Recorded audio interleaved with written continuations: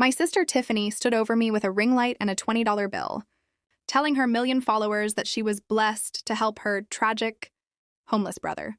She filmed me sitting on the sidewalk in a threadbare jacket, using my silence to create a viral narrative of pity that gained her 50,000 new subscribers in a single hour. To her, I was just poverty, porn, a prop she used to look like a saint, while she called me a disgrace to the family the second the camera stopped rolling. She even posted a video of her crying about my supposed addiction, a lie she manufactured to keep the donations flowing into her private account. But the internet is about to break when she realizes that the homeless man she's been exploiting for views is actually her landlord, and I just signed the eviction notice for her. $10,000 a month penthouse. Tiffany thinks I'm a ghost in the gutter. But she forgot that for the last 5 years, I've been living a double life as the CEO of the real estate group that owns her entire building. I wasn't sitting on that sidewalk because I was broke. I was performing a site audit on the property I just purchased in cash. While she was busy filming me for clout, I was busy reviewing her lease agreement. The one she hasn't paid in 3 months because she spent the money on designer handbags. She wanted a viral moment. I'm about to give her one that ends with her designer bags on. The curb and the whole world. Watching her fall from the throne, I built for her. Before the story goes any further, take a moment, subscribe to the channel, leave a comment, and tell me where you're watching from and what time it is in your world right now.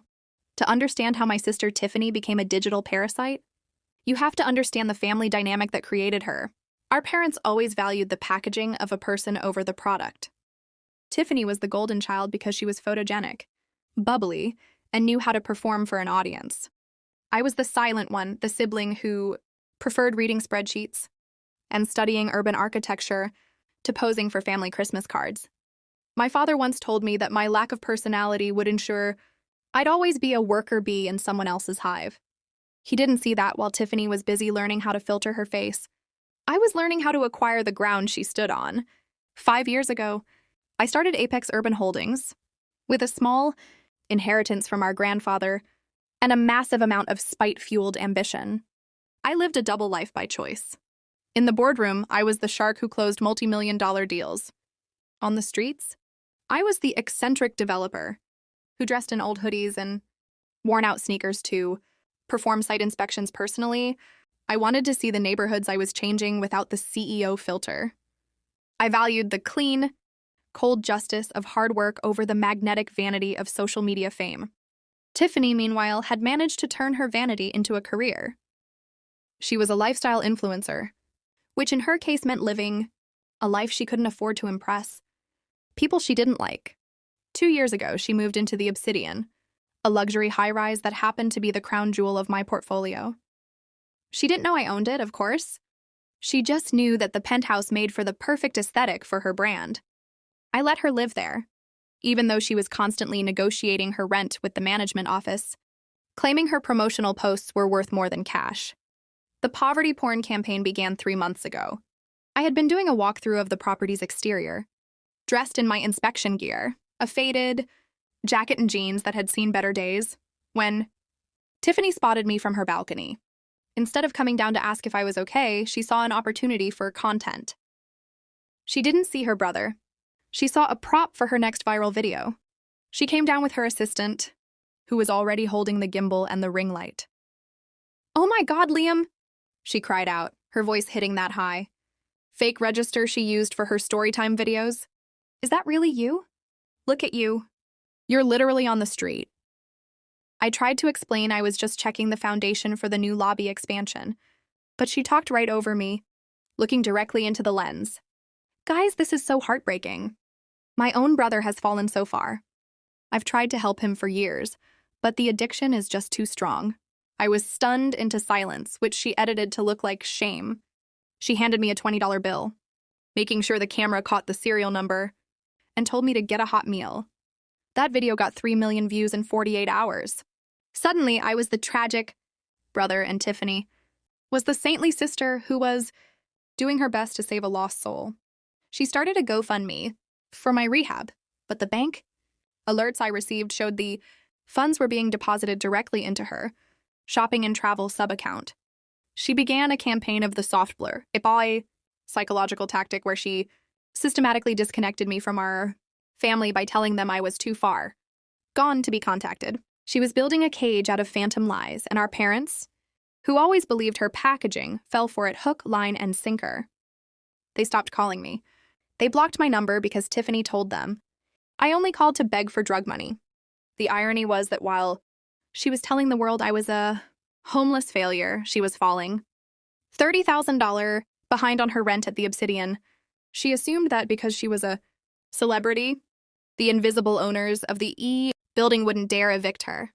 She treated the building staff like society's garbage, never realizing that the janitor she mocked in the elevator was the man who signed her lease. Tiffany made the fatal mistake of arrogance. She thought that by taking over the narrative, she had taken over the reality. She didn't realize that my silent phase was actually me spending hours with my legal team, documenting every cent of the GoFundMe fraud and every late rent payment. By the time she posted the video of her crying over my supposed downfall, I wasn't just a brother anymore. I was a landlord who had seen enough. The worker bee had finally decided to sting, and the god of the penthouse was about to find out how quickly the air gets thin when your foundation is built on lies. The escalation didn't happen in a shouting match. It happened in the quiet, clinical glow of my dual monitor setup at the Apex Urban Holdings headquarters. While Tiffany was busy filming a GRWM, Get Ready With Me video in her $10,000 a month penthouse, I was performing a deep tissue audit on her digital empire. I had created a folder on my desktop titled The Ghost Ledger, a 52-line item document that tracked every single lie, every financial theft, and every moment of exploitation she had broadcast to her million followers. The first major red flag was the Save My Brother GoFundMe. Tiffany had marketed it as a recovery fund to get me off the streets and into a high-end rehabilitation facility. She used a thumbnail of me sitting on the curb, looking disheveled in my site inspection gear, with a tear-streaked filter over her own face. The total raised was $85,000, a small fortune donated by well-meaning strangers who believed her story of the tragic addicted sibling. But when I used my executive authority to subpoena the bank records linked to that account, the shock hook hit me like a physical blow.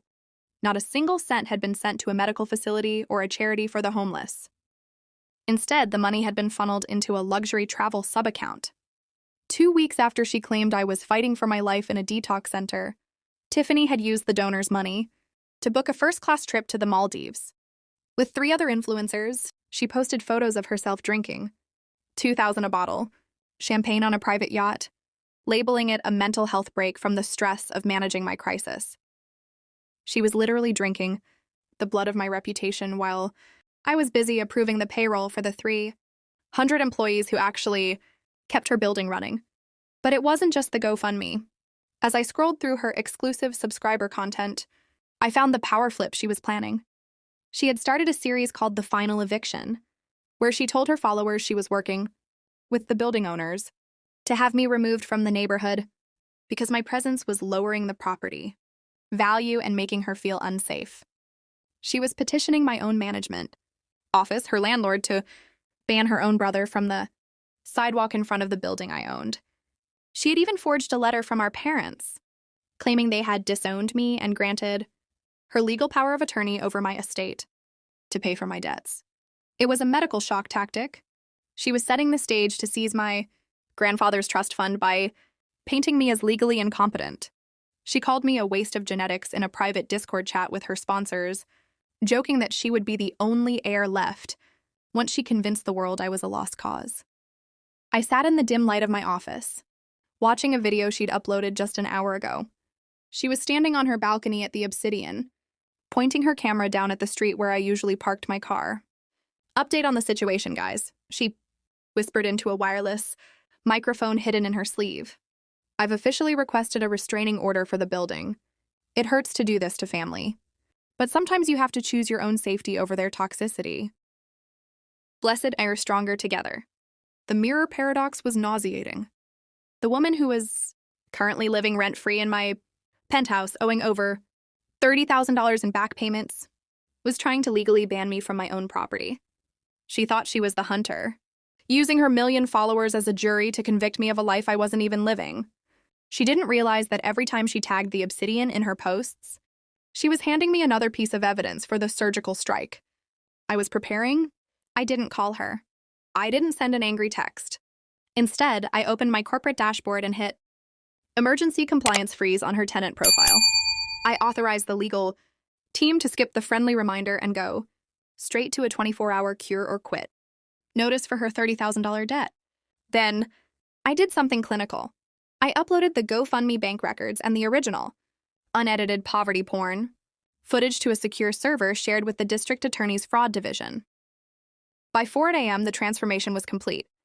Tiffany was dreaming of her next viral sponsorship, but on paper, she was now a tenant in default and a person of interest in a federal embezzlement case.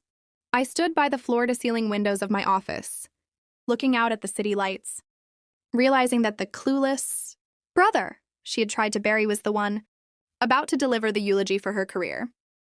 The janitor had found the trash, and I was ready to take it all the way to the curb. Tiffany was in the middle of a Sunset Sips live stream on her balcony, clutching a glass of expensive rosé and telling her audience about the trauma of having a homeless brother prowling the streets below. "It's about boundaries, guys," she whispered into her ring light, her face a mask of manufactured grief. "I've officially filed for a restraining order. I have to protect my peace even if it means being the villain in his story." The mirror paradox was nauseating. She was performing for a jury of strangers, while the man she was condemning was standing right behind her in the shadows of her living room. I didn't knock. I used my master key, the one that opens every door in the obsidian, and stepped into the penthouse she hadn't paid for in 90 days. The power flip began when the click of my shoes on the marble floor registered on her high sensitivity microphone. Tiffany spun around, her phone still mounted on the gimbal. Her face went from saintly influencer to a mottled map of red fury in a single second. "Liam, how did you get in here?" she hissed, trying to cover the camera lens with her hand. "I'm calling the police. I told you to stay in the gutter where you belong." "Actually, Tiffany, you should keep the camera running," I said, walking into the frame with absolute clinical detachment. I was no longer wearing the poverty porn jacket she loved to film. I was in a tailored charcoal suit, holding a thin black folder that contained the ghost ledger of her crimes. "Since you love sharing our family's business with 1 million people, let's give them the finale they deserve." Tiffany's eyes darted between the phone and me, her knuckles turning white as she gripped her wine glass. "You're high," she lied, projecting her false narrative one last time for the live audience. "Guys, he's having an episode. I need to end the stream." "The stream stays on," I said, reaching over and tapping the screen so it couldn't be disconnected. "Let's talk about the Save My Brother fund, shall we? The $85,000 you said was for my rehab?" I pulled out a series of bank statements and held them up to her ring light so the high-resolution camera could capture every line item. It turns out my rehab looks a lot like a first-class trip to the Maldives and a pair of $4,000 designer boots. The comments section on the screen began to move. So fast it was a blur of WTF and scammer emojis. The shock hook was working. Tiffany's God complex was fracturing in real time. She dropped her glass, and it shattered across the marble, red wine bleeding across the floor like a fresh wound. "You can't prove anything!" she screamed, her voice losing its melodic influencer pitch. "This is my home. Get out." "That's the second lie, Tiffany," I said, pulling out the 24-hour cure or quit notice. "You haven't paid rent at the Obsidian in 3 months. You owe Apex Urban Holdings $30,000. I stepped into her space, forcing her back toward the balcony railing. "You've been begging the management office to ban the homeless man from the sidewalk, but you forgot to ask who actually signs the checks for the management office."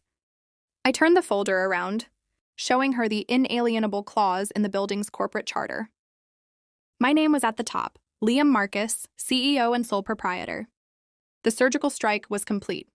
Tiffany looked like a landed fish, gasping for air as the god of the penthouse realized the water was gone. You own the building?"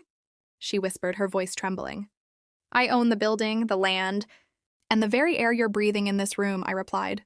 "And since you just admitted to GoFundMe fraud on a live broadcast to 1 million witnesses, the final eviction isn't for me. It's for you." I pointed toward the door as the sound of a heavy knock echoed through the suite. "The sheriff is here, Tiffany."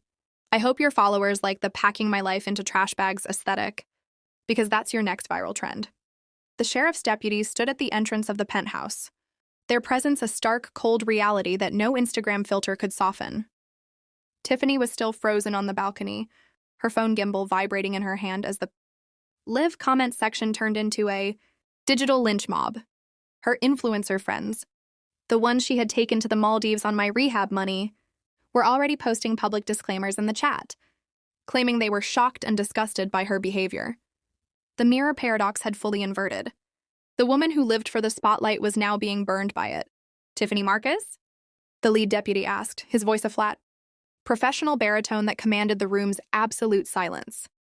We have a court-ordered eviction notice for this premises and a warrant for the seizure of all electronic devices and financial records related to the Save My Brother charitable campaign. The legal climax was a total atmospheric collapse for her. She tried to muster one last magnetic defense, her voice cracking with a desperate, pathetic hunger for her lost dominance. This is a misunderstanding, she shrieked, looking at the lens as if the strangers on the internet could still save her. Liam is mentally ill. He's manipulating the system to punish me for being successful. I didn't let her finish. I simply opened the Ghost Ledger folder on my tablet and projected it onto the 80-inch smart TV in her living room. The screen filled with the surgical strike evidence, the original, unedited footage of our poverty porn encounter where I clearly stated I was performing a site audit, followed by her edited version that claimed I was too far gone for help. Then came the bank transfers, $85,000, moving from the GoFundMe account directly into her designer retail accounts and travel agencies. The DA's fraud division has been watching this stream for the last 10 minutes. Tiffany, I said, my voice dropping into a clinical, lethal calm. They don't need a trial to see the, know your customer violations you triggered when you used a charitable account for personal luxury. You didn't just break my trust. You broke federal law. The swagger was gone. The golden child was a grease-stained mess on her own marble floor, clutching a phone that was now buzzing with notifications from her sponsors, terminating her contracts in real time. I watched as the blue check mark next to her handle on the screen literally vanished. The platform had already flagged her account for fraudulent activity. You're destroying me, she sobbed, looking at the deputies, who were beginning to tag her designer handbags as evidence. We're family, Liam. You can't let them take my things. I have nowhere to go. No, Tiffany, I said, walking toward her and taking the phone from her shaking hand. I looked directly into the camera one last time before hitting end stream. You told the world I was homeless because it made you feel superior. Now you're finally going to experience the reality. You spent 3 months faking for clout. I handed the phone to the deputy and pointed toward the door. Since you haven't paid rent, your security deposit has been applied to the legal fees for this eviction. You have 10 minutes to take what fits in a trash bag. The surgical strike was complete. As she was led out in handcuffs, the victim of her own live confession, she looked at me with a mixture of feral rage and animalistic fear. She had spent years calling me invisible, never realizing that ghosts see everything. The janitor had finally swept the penthouse clean, and the air in the obsidian finally smelled like clean, cold justice. The penthouse has a different scent now. The heavy, stagnant air of Tiffany's designer, lies and expensive perfume has been replaced by the smell of fresh cedar and lemon oil, the scent of a home that is finally breathing again. 6 months after the total deplatforming, the obsidian isn't just a luxury high-rise anymore. It's a living testament to the fact that the truth always finds a way to the surface. The glow isn't coming from a ring light or a filtered screen. It's the light of a man who finally reclaimed his narrative from the person who tried to bury it. Tiffany's trial was swift and clinical. When the prosecution played her own live stream as a confession, the jury didn't even need an hour to reach a verdict of grand larceny and charitable fraud. She is currently serving her sentence in a federal facility, stripped of her followers, her clout, and the magnetic wealth she used to mask her emptiness. Our parents, who once worshipped her packaging, finally reached out with a quiet, hollow remorse, but I've kept the boundaries firm. I am no longer the silent brother seeking their approval. I am the architect of my own peace. I spend my afternoons in the penthouse, but not as a resident.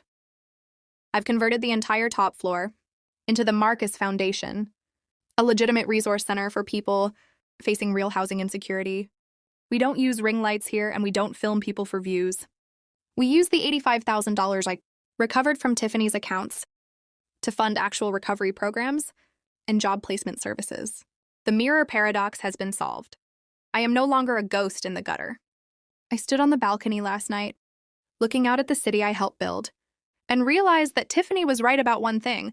I was a worker bee. But I wasn't working for her. I was building an empire that was strong enough to survive her. The janitor has finally finished the job. The account is closed, and for the first time in my life, I am completely permanently visible.